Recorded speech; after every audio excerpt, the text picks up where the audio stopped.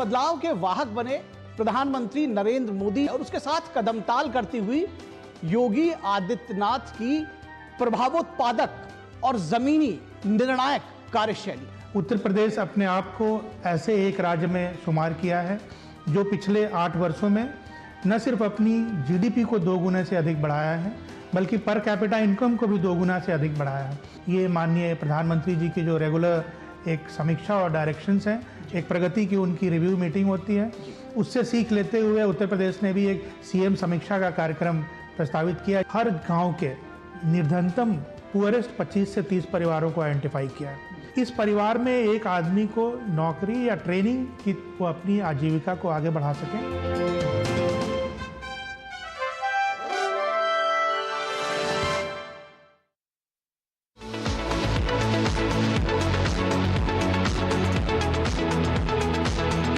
हर सुबह एक नई शुरुआत, दिन रात बढ़ते भारत की बात,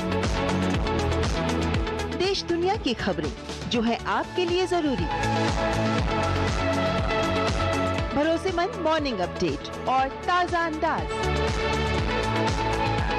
डीडी न्यूज का ब्रेकफास्ट शो देखिए नया सवेरा हर सुबह 8 बजे सिर्फ डीडी न्यूज पर।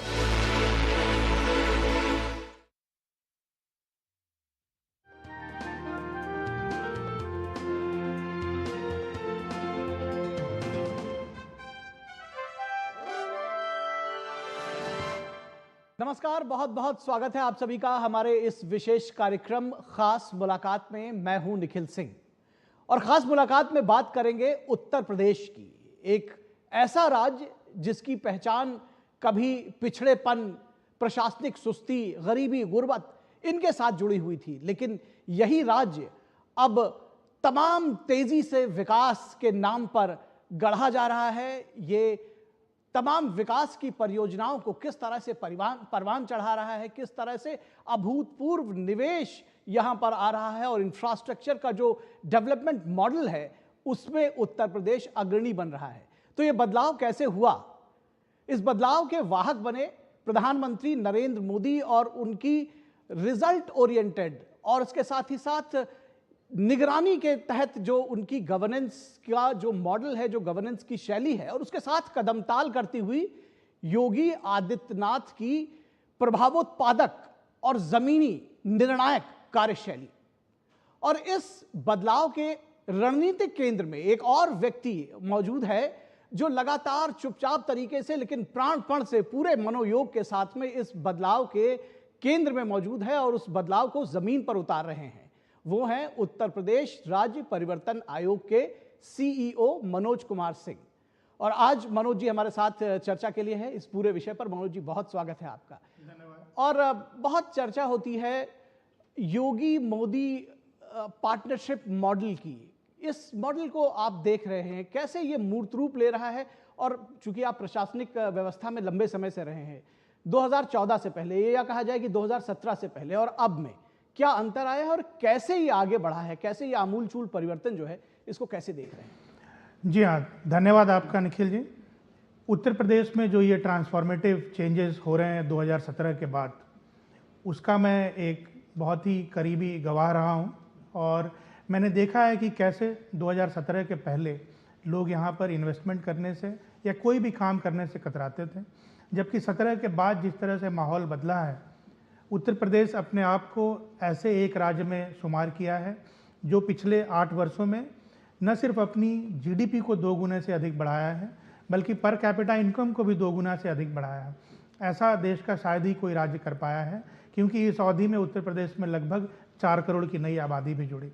तो जिस तेज गति से विकास हो रहा है उसमें माननीय प्रधानमंत्री जी का जो मार्गदर्शन रहा है और जो माननीय मुख्यमंत्री जी के निर्णायक कार्य करने की शैली रही है, उसमें लॉ एंड ऑर्डर को बहुत अच्छे तरह से स्थापित करना, कानून व्यवस्था की स्थिति को बहुत अच्छे तरह से स्थापित करना, लोगों में इस बात का भरपूर विश्वास और भरपूर इसका आप कह लें प्रचार प्रसार कि अगर आप गलत करेंगे तो आपके खिलाफ कार्रवाई होगी और अगर आप सही रास्ते पर हैं तो शासन और प्रशासन आपका हर तरह से सहयोग करेगा।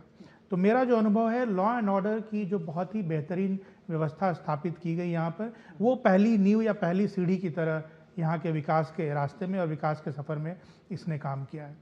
वैसे यूपी का जो आज की तारीख में जीडीपी की ब्रेकअप है, उसमें आप देखेंगे लगभग 25% जो स्टेट जीडीपी में कंट्रीब्यूशन है वो एग्रीकल्चर या प्राइमरी सेक्टर का है, और 25% ही मैन्युफैक्चरिंग या सेकेंडरी सेक्टर का है, और 50% सर्विसेज सेक्टर का है। तो ये ब्रेकअप आज भी करीब वहीं पे है, लेकिन मैन्युफैक्चरिंग के लिए पिछले 7-8 वर्षों में जो प्रयास किए गए हैं उसके फलस्वरूप 40 लाख करोड़ से अधिक के इंटेंट प्राप्त हुए हैं निवेश में, जिनमें करीब 15 लाख करोड़ के निवेश आज की तारीख में धरातल पर आ चुके हैं। बहुत बड़े बड़े प्रोजेक्ट्स यहाँ पर इम्प्लीमेंट हुए हैं और बहुत पुरानी रुकी हुई परियोजनाएं भी यहाँ पर आगे बढ़ाई गई हैं। इसका कंट्रीब्यूशन जो मैन्युफैक्चरिंग का बढ़ेगा वो अगले 1-2 सालों में सबके सामने आएगा कि किस तरह से स्टेट ने मैन्युफैक्चरिंग में एक अच्छा उछाल दिया है। जी, प्रधानमंत्री नरेंद्र मोदी का विजन, और ये कहा जा रहा है कि केंद्र का जो विजन है जिसको यहाँ पर ला करके इम्प्लीमेंट किया जाता है, या ये आपसे समझना चाहेंगे दरअसल इसको, या ये साझा प्लानिंग होती है और उसको फिर इम्प्लीमेंट किया जाता है, कैसे ये चीज़ें आगे बढ़ रही हैं? क्योंकि बदलाव बड़ा है, वो कैसे लेकर के आए हैं? क्योंकि सिर्फ कानून व्यवस्था तो उसका एक वाहक मैं मान सकता हूँ कि जो एक इम्पेडिमेंट था वो दूर हुआ, लेकिन ये प्लानिंग बेस पे, प्लानिंग के तौर पर कैसे सामने आया? हाँ, ये एक कन्वर्जेंस जो प्लानिंग में और एग्जीक्यूशन में दोनों ही में सेंट्रल गवर्नमेंट के विभाग और स्टेट गवर्नमेंट के विभागों के बीच बन पाया है। ये माननीय प्रधानमंत्री जी की जो रेगुलर एक समीक्षा और डायरेक्शंस हैं, एक प्रगति की उनकी रिव्यू मीटिंग होती है, उससे सीख लेते हुए उत्तर प्रदेश ने भी एक सीएम समीक्षा का कार्यक्रम प्रस्तावित किया, जिसकी पहली बैठक 19 तारीख को इसमें प्रस्तावित की गई है।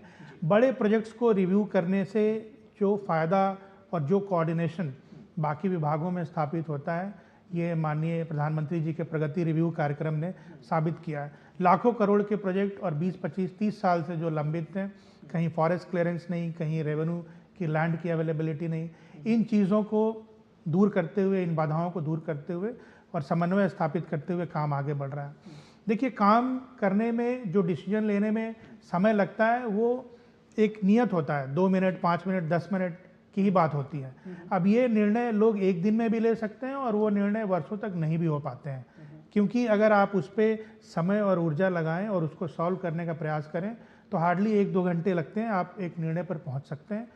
यही चीज़ माननीय प्रधानमंत्री जी ने अपने प्रगति के माध्यम से हम लोगों को बताया है, और माननीय मुख्यमंत्री जी की जो यहाँ पर रेगुलर समीक्षा बैठकें होती रहती हैं, डिपार्टमेंट के कामों का जो प्रोग्रेस रिव्यू होता है, उसमें भी यही एक संदेश रहता है कि जो भी निर्णय इंटर डिपार्टमेंटल कोऑर्डिनेशन की वजह से रुके हुए हैं, उन कोऑर्डिनेशंस को कंप्लीट करते हुए और उस निर्णय पे आगे बढ़ा जाए। लॉ एंड ऑर्डर पे मैं इसलिए फोकस कर रहा था क्योंकि गवर्नमेंट का अपना काम करने का एक दायरा होता है। अब उत्तर प्रदेश 24 करोड़ आबादी का प्रदेश है, इसमें सभी लोगों को काम करना है। प्राइवेट इन्वेस्टमेंट आज की तारीख में वो बराबरी कर रहा है यूपी में जो पब्लिक इन्वेस्टमेंट है उसके बराबर। ये एक बहुत अच्छी खबर है कि जितना इन्वेस्टमेंट गवर्नमेंट कर रही है उसके बराबर प्राइवेट कंपनीज या प्राइवेट लोग भी यहाँ पर इन्वेस्टमेंट कर रहे हैं। एक बहुत अच्छा और बहुत बड़ा पैमाना यहाँ पे बैंकों के सीडी रेशियो का भी होता है, जो 2017 में यहाँ पर लगभग 43% का सीडी रेशियो हुआ करता था, आज की तारीख में वो लगभग 60% पर पहुँचा है। यानी उत्तर प्रदेश पूरे देश में दूसरे नंबर पर है डिपॉजिट्स के, बैंकों में जो पैसा डिपॉजिट होता है। महाराष्ट्र नंबर 1 पर है जो लगभग 40 लाख करोड़ रुपए का साल भर में वहाँ लोग पैसा बैंकों में जमा करते हैं। उत्तर प्रदेश नंबर 2 पर है जो लगभग 18 लाख करोड़ पैसा जमा करता है। इसके सापेक्ष बहुत कम पैसा, 11 लाख 12 लाख करोड़ ही क्रेडिट के रूप में बैंक्स दिया करते थे, उसे बढ़ाने का प्रयास किया जा रहा है। माननीय मुख्यमंत्री जी ने एक ये भी डायरेक्शन दी है कि यूपी इस मामले में भी पहला राज्य है कि जो डीएम कमिश्नर हैं फील्ड में काम कर रहे हैं, उनका जो ACR होता है उसमें भी सीडी रेशियो में क्या इंप्रूवमेंट हुआ ये रिफ्लेक्ट कराया जाएगा। यानी सभी का ध्यान, बैंकों के साथ साथ जो फील्ड लेवल फंक्शनरीज हैं और जो स्टेट लेवल ऑफिसर्स हैं, सभी को इन्वेस्टमेंट बढ़ाने पर ध्यान देना है। ये एक बहुत ही क्लियर मैसेज है। जी, जैसे आपने प्रगति पोर्टल का जिक्र किया, समीक्षाएं पहले भी होती रही होंगी योजनाओं की, आप लोग तो शासन प्रशासन से जुड़े हुए लोग हैं, लेकिन अब क्या प्रगति पोर्टल के तौर पे, क्योंकि प्रधानमंत्री स्वयं इसकी उनकी अगुवाई में इसकी समीक्षा की जाती है, ये एक बात है। यूपी ने कहा जाता है कि इसमें इसको रिजल्ट ओरिएंटेड सिस्टम के तौर पर डेवलप करने की कोशिश की आप लोग लगातार कर रहे हैं। तो ये चेंज कैसे आया? जो पहले समीक्षाएं होती थी अब हो रही हैं, वो रिजल्ट ओरिएंटेड हो रही हैं, उसमें साफ तौर पर दिखाई दे रहा है कि वो जमीन पर बदलाव उतरे। इसको कैसे आप लोग कर पाए और कैसे आगे इसमें बढ़ रहे हैं? देखिए, विभाग की समीक्षा होगी ये कहकर अगर समीक्षा बैठक निर्धारित की जाती है तो इसमें बहुत रिजल्ट नहीं आ पाते हैं। पीएम प्रगति जो मीटिंग होती है उसमें प्रोजेक्ट्स के नाम होते हैं और एक ब्रीफ होता है कि भाई ये प्रोजेक्ट पिछले 10 साल से चल रहा है और आज तक कंप्लीट नहीं हुआ, जबकि इसे 4 साल में पूरा होना था, तो 6 साल का टाइम ओवररन है। ये डिपार्टमेंट है जो इस इशू से संबंधित हैं और ये इशू अनरिजॉल्व है। तो ये जब चीज़ें सभी डिपार्टमेंट्स को सेंट्रल गवर्नमेंट में या स्टेट में आती हैं तो लोगों को पता होता है कि उनका रोल क्या है इसमें। और फिर मैं आपको बताना चाहूँगा कि जो हमने देखा है पीएम प्रगति की मीटिंग्स में कि मीटिंग होने के पहले 80 to 90% प्रॉब्लम्स रिजॉल्व हो जाती हैं, क्योंकि ये एक लोगों के ऊपर दबाव भी होता है और लोगों के ऊपर एक ये फोकस तरीके से काम करने का अवसर भी होता है जो इस मीटिंग कुछ के जरिए मिलता है। देते चलिएगा कुछ ऐसी योजनाओं का। अब जैसे मैं एक्सप्रेसवेज की बताऊं आपको, एनएचएआई के कई एक्सप्रेसवेज कहीं पर जमीन एक्वायर न होने की वजह से रुके हुए हैं। जमीन क्यों नहीं एक्वायर हो रहा है? तो मुआवजा नहीं बट पा रहा है, इसलिए नहीं एक्वायर हो पा रहा है। मुआवजा क्यों नहीं बट पा रहा है? तो डीएम का ये कहना है कि वैल्यूएशन हमने करके भेजा है लैंड का और बिल्डिंग का, वो एनएचएआई ने कंसेंट नहीं दिया है। तो ये सारे स्टेप्स जो हैं वो कई जगह रुके रहते हैं और सामान्य तरीके से इनको महीनों या वर्षों लग सकते हैं सॉल्व होने के लिए।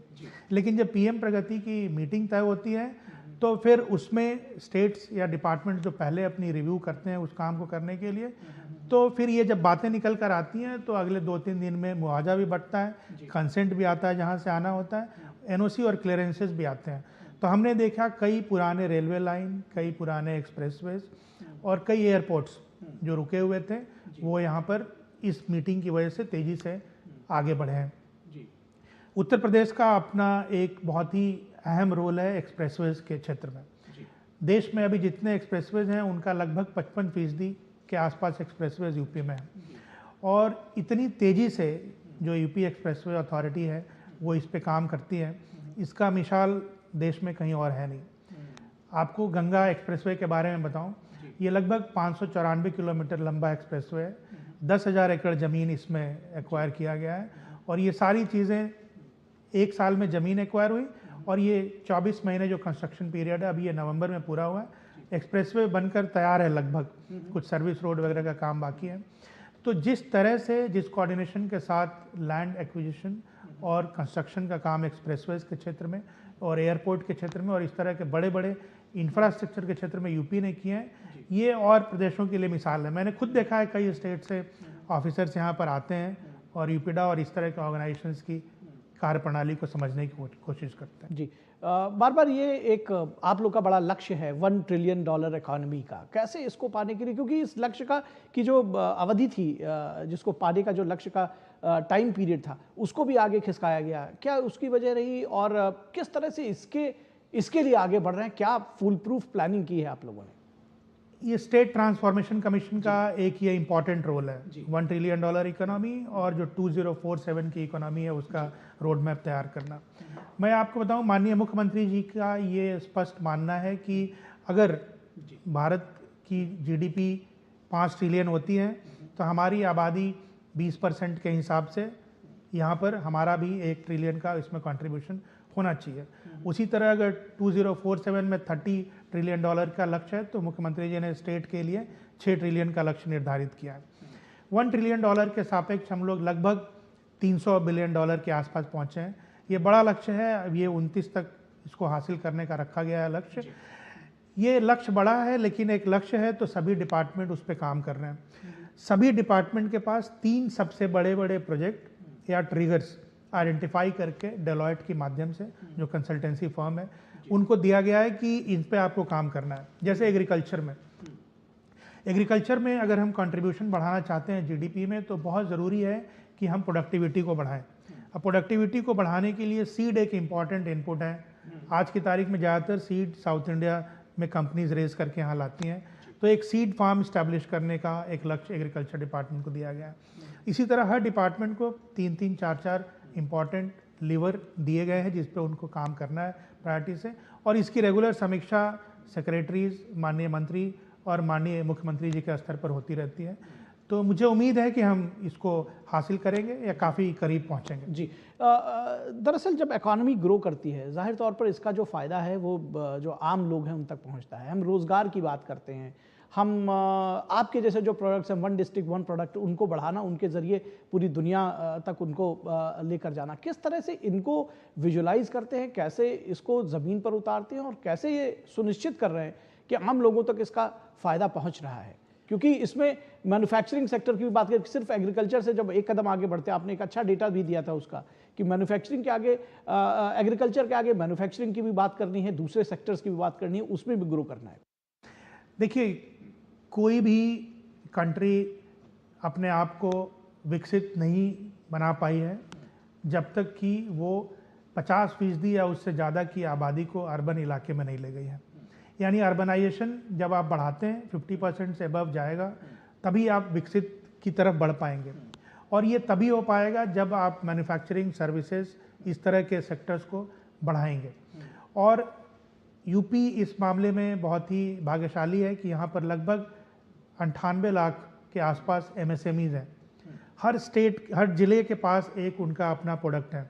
आज से नहीं है, सैकड़ों साल से, लेकिन वो नेग्लेक्ट पड़े हुए थे, वो आगे नहीं बढ़ पा रहे थे क्योंकि आज भी वो 30 साल पुरानी टेक्नोलॉजी और पैकेजिंग मेथोडोलॉजी पे काम कर रहे थे। माननीय मुख्यमंत्री जी ने जो ये वन डिस्ट्रिक्ट वन प्रोडक्ट का एक स्लोगन दिया और उस पर एक काम जो शुरुआत की, उससे लोग कंसंट्रेट करके और जो उनके प्रोडक्ट को बना रहे थे उसी को नए डिज़ाइन में, नए कलेवर में, नए पैकेजिंग के साथ बनाने का और बेचने का काम शुरू किया। बेचने के नए नए प्लेटफॉर्म भी उन्होंने स्थापित किए। तो ये जो एक सेक्टर है मैन्युफैक्चरिंग का, वो MSME की बदौलत ही बढ़ेगा। ये छोटे स्केल पे काम करने वालों की बात है। बड़े की बात करें हम तो यूपी एक बहुत ही अच्छा इंफॉर्मेशन टेक्नोलॉजी, IT के क्षेत्र में बहुत बड़ा सेंटर मैन्युफैक्चरिंग का बना है। और यूपी आज की तारीख में देश में बनने वाले मोबाइल का लगभग 55% मोबाइल उत्पादन कर रहा है और 65% के आसपास मोबाइल के कंपोनेंट्स यूपी बना रहा है आज की तारीख में देश में जो भी बन रहे हैं मोबाइल के क्षेत्र में। तो कई कंपनियां नोएडा, ग्रेटर नोएडा के आसपास मोबाइल और उसके कंपोनेंट से जुड़ी हुई आई हैं। अभी एक बहुत बड़ा इन्वेस्टमेंट यूपी में इलेक्ट्रिक वाहनों के मैन्युफैक्चरिंग में अशोक लेलैंड प्लांट ने किया है, हिंदुजा ग्रुप ने किया है। तो ये बड़े क्षेत्र में मैन्युफैक्चरिंग के लिए भी काफ़ी अच्छी और काफ़ी बड़ी पहल की गई है। AI सिटी बनाने के लिए, डाटा सेंटर्स के क्लस्टर्स डेवलप करने के लिए इस पर भी डिपार्टमेंट्स काम कर रहे हैं और सोच तेज़ी से चल रहा है। ये मैन्युफैक्चरिंग की बात हुई। सर्विसेज एक बहुत ही इम्पॉर्टेंट पहलू है, आज की तारीख में लगभग 50% है। सर्विसेज में सबसे इम्पॉर्टेंट कंपोनेंट टूरिज्म का है।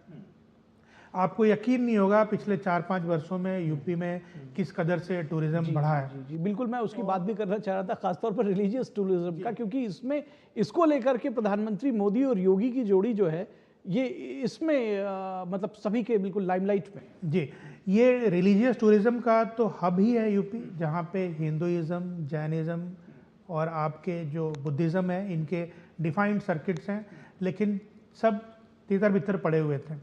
अभी जो कंसंट्रेटेड तरीके से कॉरिडोर डेवलपमेंट का काम काशी विश्वनाथ में हुआ है, अयोध्या में श्री राम टेम्पल का हुआ है, और जो अभी विंध्याचल में चल रहा है काम कॉरिडोर डेवलपमेंट का।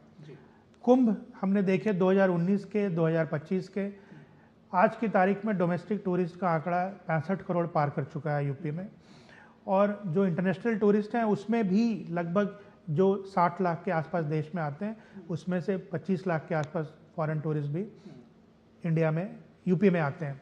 लेकिन डोमेस्टिक टूरिज्म में जिस तरह का उछाल हुआ है वो बहुत ही सराहनीय है। और कुंभ के वजह से जो इम्पैक्ट हुआ है, आपको यकीन नहीं होगा, एक बॉम्बे के बैंकर आए हुए थे और वो बता रहे थे मुझे कि कुंभ के बाद अगले 2-3 महीने में प्रयागराज और उसके आसपास के ज़िले में जो बैंक ब्रांचेज हैं उनके, उसमें 70,000 करोड़ रुपए डिपॉजिट हुए हैं। कई उदाहरण आपको मिलेंगे जहां लोगों ने होटल बनाने के लिए लोन लिया था, उन्हें लोन 8-9 सालों में अदा करना था, वो उन्होंने 1 साल में अदा किया कुंभ के बाद। तो शायद ही कोई ऐसा सेक्टर है या शायद टूरिज्म से रिलेटेड चाहे वो ये ट्रांसपोर्टेशन। थोड़ा सा मैं चाहूंगा कि हमारे दर्शकों को भी समझाएं, लोगों को समझाएं कि ये जो टेम्पल इकोनॉमी जो टर्म है, मंदिर अर्थव्यवस्था, ये कैसे काम कर रही, ये मतलब मुझे लगता है कि ये एक ऐसी सरप्लस चीज है जो पहले आपके पास शायद नहीं थी या बहुत कम थी। नहीं, टेम्पल तो थे जी, लेकिन इनके इर्द गिर्द जिस तरह से एक माहौल और इंफ्रास्ट्रक्चर बनाना था, लोगों के एक्सपीरियंस को बनाना था टूरिज्म से रिलेटेड, वो इस कदर का नहीं था। और मैंने देखा है इसको चैनलाइज किया। इसको जो विजिटर्स साइट है उसके आसपास के इंफ्रास्ट्रक्चर को, लोगों के एक्सपीरियंस को इन्हांस करने की बात है। ये साइट्स तो थे लेकिन लोग बड़ी दुर्गम स्थिति में परेशानी से पहुंच पाते थे। आज की तारीख में जो एयर कनेक्टिविटी इम्प्रूव हुई है, लगभग 20 से अधिक एयरपोर्ट्स यूपी के अंदर संचालित हो रहे हैं, और जिस तरह से रेलवे की कनेक्टिविटी बढ़ी है और जिस तरह से लोगों में आने का एक उत्साह भी बढ़ा है, ये भी हमने देखा है कि कोविड के बाद लोगों में घूमने का, भ्रमण का, इधर उधर जाने का, नई जगह देखने का एक उत्साह भी बढ़ा है, इच्छा भी उनकी बढ़ी है। तो अभी हर इस तरह के जो टाउन थे हमारे टेम्पल टाउन, उनमें आने वाले विजिटर्स की संख्या बहुत तेज़ी से बढ़ी है। कुछ साल पहले तक सिर्फ वृंदावन मथुरा का इलाका था जहां साल में 7 करोड़ के आसपास टूरिस्ट आते थे। अभी पिछले साल बनारस में 10 करोड़ के आसपास टूरिस्ट आए हैं। ये पहले स्थिति नहीं बनती थी। अयोध्या में भी करोड़ों की संख्या में टूरिस्ट आ रहे हैं। तो जब एक टूरिस्ट आ रहा है और एक सर्किट है कि आने वाला आदमी आज बनारस में है, कल अयोध्या में है, फिर चित्रकूट में है, फिर प्रयागराज में है, तो जो आ रहा है वो हफ्ते 10 दिन आपके स्टेट में बिता रहा है, तो फिर वो यहाँ पे आपको ट्रांसपोर्टेशन भी यूज़ कर रहा है, होटल भी यूज़ कर रहा है, यहाँ के क्यूजिन भी यूज़ कर रहा है, यहाँ के हैंडीक्राफ्ट को भी यूज़ कर रहा है। तो ये सभी सेक्टर में जो टेम्पल टूरिज्म है उसका इम्पैक्ट आपको देखने को मिलता है। लेकिन काफ़ी इसमें अभी इम्प्रूवमेंट की ज़रूरत है, लोगों के एक्सपीरियंस अच्छे हों। और एक अभी काम कर रही है सरकार डेस्टिनेशन मैनेजमेंट अथॉरिटी की तरह का चीज़ों को सेटअप करने का।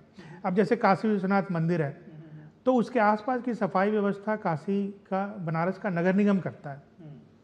अब उनके पास जो स्टाफ है, बनारस बाहर से जाने वाले लोगों में 70-80% लोग टेम्पल या काशी विश्वनाथ मंदिर के 4-5 किलोमीटर के दायरे में है, लेकिन 80% सफाई का स्टाफ तो वहाँ नहीं लगाता नगर निगम। तो क्यों ना एक जो टेम्पल मैनेजमेंट अथॉरिटी है वो 4-5 किलोमीटर के आसपास की सफाई व्यवस्था, इंफ्रास्ट्रक्चर और एक लोगों के एक्सपीरियंस के बारे में खुद से काम करे और सोचे। इस पे भी अभी स्टेट गवर्नमेंट काम कर रही है। जो सतत विकास के लक्ष्य है, जो SDG गोल्स हैं, उनकी बात कही जा रही है, और ख़ासतौर पर पॉवर्टी एलिवेशन की। इसमें फिर मैं जोड़ दूं जो आजकल बड़ा जिसको कहना चाहिए कि too much talked about G Ram G bill, किस तरह से ग्रामीण विकास, पॉवर्टी एलिवेशन, इन सब के लिए प्लानिंग है और कैसे इनको एग्जीक्यूट करने का जो सोच रहे हैं, ख़ासतौर पर जब हम ट्रांसफॉर्मेशन कमीशन की, आपके प्रगति पोर्टल की, इन सब को एक साथ कदम ताल करते हुए देखना चाह रहे हैं। पॉवर्टी, ज़ीरो पॉवर्टी पे लाने का एक लक्ष्य हम लोगों के यहाँ निर्धारित किया माननीय मुख्यमंत्री जी ने, और उसमें हम लोगों ने हर गांव के निर्धनतम पुअरेस्ट 25 से 30 परिवारों को आइडेंटिफाई किया है, और पूरे स्टेट में लगभग 13.5 लाख ऐसे परिवारों को चिन्हित करके उनका डाटाबेस तैयार किया गया है। और ये आइडिया है कि जितने सरकारी स्कीम्स हैं, आयुष्मान भारत हो गया, बिजली कनेक्शन हो गए, पेयजल की व्यवस्था, घर की व्यवस्था, वो सारे स्कीम, राशन की व्यवस्था, राशन कार्ड की, वो इनके ऊपर कन्वर्ज किया जाए। एक तो ये है कन्वर्जेंस 20-22 स्कीमों का इस परिवार पे किया जाए। दूसरा, इस परिवार में एक आदमी को नौकरी या ट्रेनिंग की, वो अपनी आजीविका को आगे बढ़ा सके और साल में कम से कम 1.25 लाख रुपए की आमदनी कर सके। इसके ऊपर स्किलिंग, रीस्किलिंग की और अपस्किलिंग की बात भी कर रहे हैं हम लोग, और उसको काम कर रहे हैं। हमने ये देखा कि ये जो 13 लाख परिवार आइडेंटिफाई किए गए, उसमें सबसे बड़ा ग्रुप विडोज़ का है, विधवा महिलाओं का है, जो एकल हैं, अकेले रह रही हैं उनके बच्चों के साथ। वो अभी सबसे वल्नरेबल ग्रुप में आती हैं और उनका संख्या भी इसमें रिफ्लेक्ट हुआ है। तो ये एक टारगेट करके उस परिवार के ऊपर काम करने का प्रयास हो रहा है, क्योंकि हमारा ये मानना है कि अगर निर्धनतम परिवार को आप ऊपर उठाते हैं तो उनके ऊपर के लोग भी स्वतः ऊपर आएंगे। इसके साथ ही एजुकेशन और हेल्थ, ये दो बहुत ही इंपॉर्टेंट सेक्टर है अगर हम लोग इकोनॉमी को सतत तरीके से आगे बढ़ाना चाहते हैं। और एजुकेशन में भी जो 1 से 12 तक प्राइमरी एजुकेशन और 12 तक का जो एजुकेशन है उसको स्ट्रेंथन करने की ज़रूरत है, और उस दिशा में CA मॉडल स्कूल बनाए जा रहे हैं, जो एक स्कूल लगभग 30 करोड़ रुपए का बनाया जा रहा है, जहां 1 से 12 तक की पढ़ाई होगी, 2000 बच्चे होंगे और 100 टीचर एक साथ उस स्कूल में जाएंगे। आज की तारीख में जो स्थिति है कि 2 कमरे का प्राइमरी स्कूल है, 200 बच्चे हैं, 5 कक्षा है तक पढ़ाई होनी है, तो ये ऐसा नहीं हो सकता है। 5-6 सब्जेक्ट हैं, तो 2 टीचर 250 बच्चों को 2 कमरे में इतनी चीज़ें कैसे पढ़ा सकता है? ये बच्चे डीपीएस या सीएमएस से कभी कम्पीट नहीं कर सकते हैं। इसको दूर करने के लिए दुनिया में हमने देखा है बच्चे स्कूल जाते हैं, यहाँ पर हम पिछले कई सालों से स्कूल को बच्चे के पास ले जा रहे हैं। इस क्रम में स्कूल इतने छोटे हो गए और इनफेक्टिव हो गए कि उनको सुधार पाना मुश्किल है। तो अब एक ये प्रयास चल रहा है कि सीएम मॉडल स्कूल में एक न्याय पंचायत के अंदर एक विश्व स्तरीय स्कूल की इंफ्रास्ट्रक्चर को तैयार करके बच्चों को इलेक्ट्रिक बसेज या इस तरह से लाया जाए, एक साथ उनके मिड डे मील की व्यवस्था की जाए। इस पे काम चल रहा है, क्योंकि अगर आपका बेसिक एजुकेशन, प्राइमरी एजुकेशन और हायर सेकेंडरी एजुकेशन अच्छा है तो उस मैन पावर के ऊपर आप स्किलिंग भी कर सकते हैं, चाहे वो आर्टिफिशियल इंटेलिजेंस के क्षेत्र में हो या किसी मैकेनिकल फील्ड में हो। अगर प्राइमरी एजुकेशन अच्छी नहीं है तो आप स्किलिंग रीस्किलिंग में भी उतनी दिक्कत फेस करेंगे। आज की तारीख में 24 करोड़ की आबादी है उत्तर प्रदेश की। अगर यहाँ पे मैन पावर को अच्छा एजुकेट किया गया, उनके हेल्थ का अच्छा ख्याल रखा गया और उनको स्किलिंग की गई उनकी, तो फिर पूरा दुनिया ही अवसर है। जी जी। इन सारे जिसको कहते हैं कि सपनों के लिए, या ये कहा जाए कि इन सारे लक्ष्यों को प्राप्त करने के लिए चुनौतियां भी हैं सामने, कुछ उसको भी आइडेंटिफाई किया है कैसे? बहुत मेजर चुनौतियां हैं। अब जैसे आप स्किलिंग की बात करते हैं तो कहाँ स्किल करें, किस ट्रेड में स्किल करें? जो हमारे ITI पॉलिटेक्निक की व्यवस्था है वो आज भी ज़्यादा से ज़्यादा मेसन या वायर बेंडिंग इन चीज़ों में ट्रेनिंग देते हैं। 3D design, artificial intelligence, computing, इन सब चीज़ों में वो नहीं कर पाते हैं। यहाँ पर 200 ITI ने टाटा प्रोजेक्ट्स के साथ, टाटा इंजीनियरिंग के साथ एक MOU किया है और नए ट्रेड्स में वहाँ पर ट्रेनिंग की व्यवस्था बनाई है। लेकिन फिर भी मेरा ये मानना है कि स्किल यूनिवर्सिटी इस तरह के हमें डिविजन्स में या ज़िलों में इस्टेब्लिश करने की ज़रूरत है, जहाँ ज़्यादा से ज़्यादा लोगों को स्किल किया जा सके। लैंग्वेज एक बहुत इंपॉर्टेंट चीज़ है। अगर आप जापानीज़, कोरियन, इंग्लिश ये लोगों को बताते हैं और उनकी फ्लुएंसी इम्प्रूव करते हैं तो उनकी एम्प्लॉयबिलिटी को आप कई गुना अपने आप बढ़ा देते हैं। जी, निश्चित तौर पर। तो ये उम्मीद की जा रही है कि आगे आने वाले वर्षों में जिन लक्ष्यों को उत्तर प्रदेश ने खासतौर पर प्रधानमंत्री नरेंद्र मोदी और मुख्यमंत्री योगी आदित्यनाथ की अगुवाई में सोचा है, उसको ज़रूर धरातल पर उतारेंगे और आप लोग लगातार इसमें लगे हुए हैं। उसके लिए बहुत शुभकामनाएं। हमारे साथ बात करने के लिए बहुत शुभकामनाएं। तो मनोज कुमार सिंह इन्होंने बताया कि किस तरह से योजनाओं को धरातल पर उतारने के लिए एक प्लान्ड तरीके से और वो भी समीक्षा के साथ में आगे बढ़ा जा रहा है, चाहे वो प्रगति पोर्टल के जरिए हो या फिर STC के जरिए उन प्लान्स को धरातल पर उतारने की कोशिश की जा रही है। तो आने वाले वर्षों में उत्तर प्रदेश में आमूल-चूल परिवर्तन और सार्थक परिवर्तन देखने के लिए तैयार रहिए। हमारे इस विशेष कार्यक्रम में बस इतना ही। हमारी पूरी टीम को दीजिए इजाजत। देखते रहिए DD न्यूज़। नमस्कार।